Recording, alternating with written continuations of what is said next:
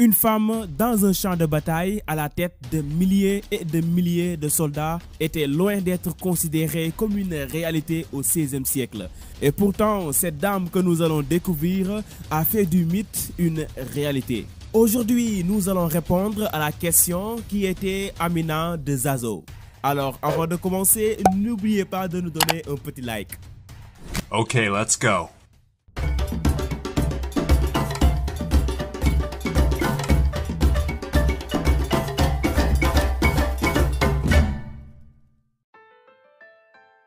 Amina est née environ en 1533. Aînée de sa famille, elle avait une sœur, Zaria, et un frère, Karama.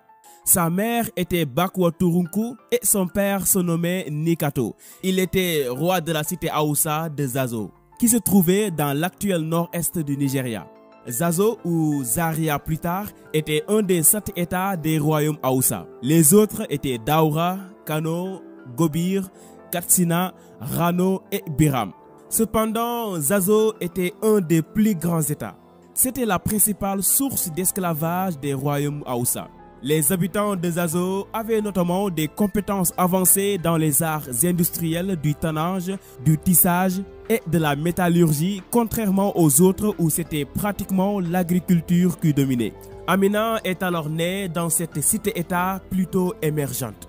Durant son enfance, elle a été la fille favorite de son grand-père. Ce dernier l'amenait souvent avec lui pour l'initier sur les questions politiques et militaires du royaume.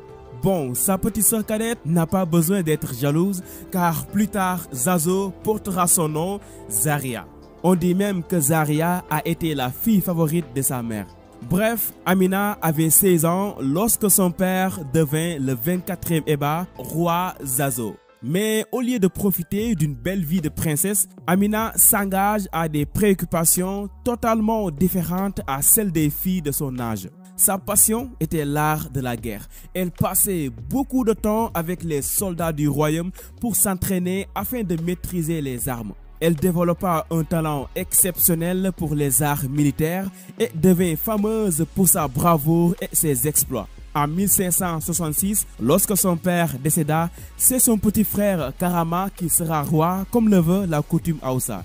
Bien que Karama était le plus jeune de la famille, c'était quand même l'héritier masculin qui avait la préséance en montant sur le trône.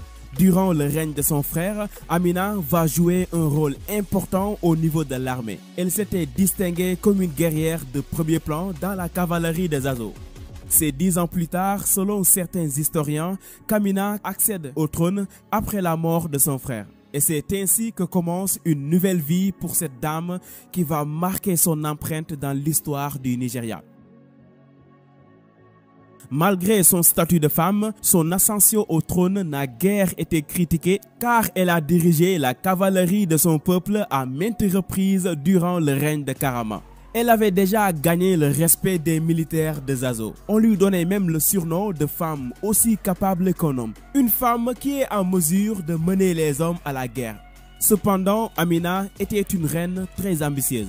Son obsession principale était de conquérir plus de territoires afin d'agrandir le Zazo. Et elle était vraiment déterminée sur ce projet. Seulement 3 mois après avoir été couronnée, elle lança une expédition militaire qui dura tout au long de sa souveraineté, 34 ans pour être précis. Son armée était composée de 20 000 fantassins et 1000 soldats de cavalerie prêts à envahir tous les royaumes voisins.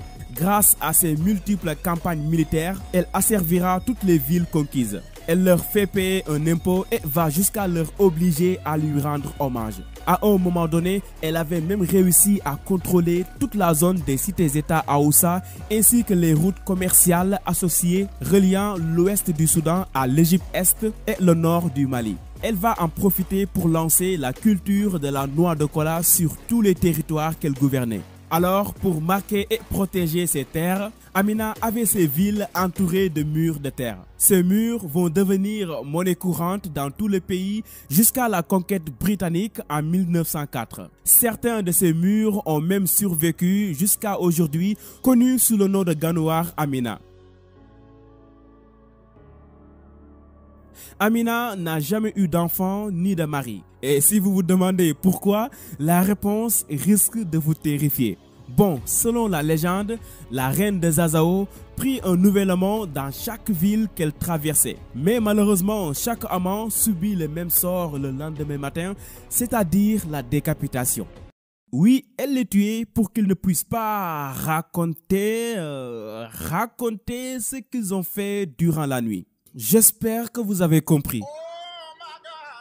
En fait, Amina trouvait cela inacceptable. Elle voulait garder cette image de femme mythique, une femme aussi capable qu'un homme, que tout le monde la considérait. En tout cas, c'était terrifiant. Si je vivais dans une de ces villes et que j'entends la venue d'Amina, la première chose que je ferais est de fuir le plus loin possible. On ne sait jamais. Amina a régné pendant 34 ans. Les circonstances exactes de sa mort sont floues, mais quand même pour beaucoup, elle est morte au combat en 1610. Il faut noter aussi que l'histoire de la reine Amina contient pas mal de divergences au sein des historiens. Il y a certains qui disent que Amina n'a jamais été reine, elle était juste une princesse.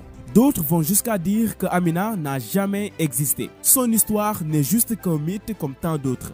Mais quand même, il y a de nombreuses preuves de son existence. Par exemple, il y a les murs qu'elle avait fait construire. Il y a aussi son apparition dans les récits des sultans musulmans et dans le planisphère de Domingo Teixeira ou Teixeira. En tout cas, ça s'écrit comme ça. C'est une carte réalisée en 1773 par un Portugais. Amina est présentée sous le nom de Castelo d'Amina, le château d'Amina. D'ailleurs, la célèbre série télévisée Zena s'est même inspirée d'elle. Une statue a été édifiée au Théâtre national des arts de l'État de Lagos pour lui rendre aussi hommage. Plusieurs établissements d'enseignement portent notamment son nom au Nigeria. La reine de Zazao a été une leader exceptionnelle. Selon le sultan Mohamed Bello, Amina a été la première à introduire l'administration telle que nous la connaissons dans les sociétés Haoussa. Tout ce qu'elle a réalisé en tant que reine a dépassé tout ce que ses prédécesseurs masculins avaient fait. Aujourd'hui, elle est considérée par beaucoup comme un symbole de l'esprit et la force de la féminité.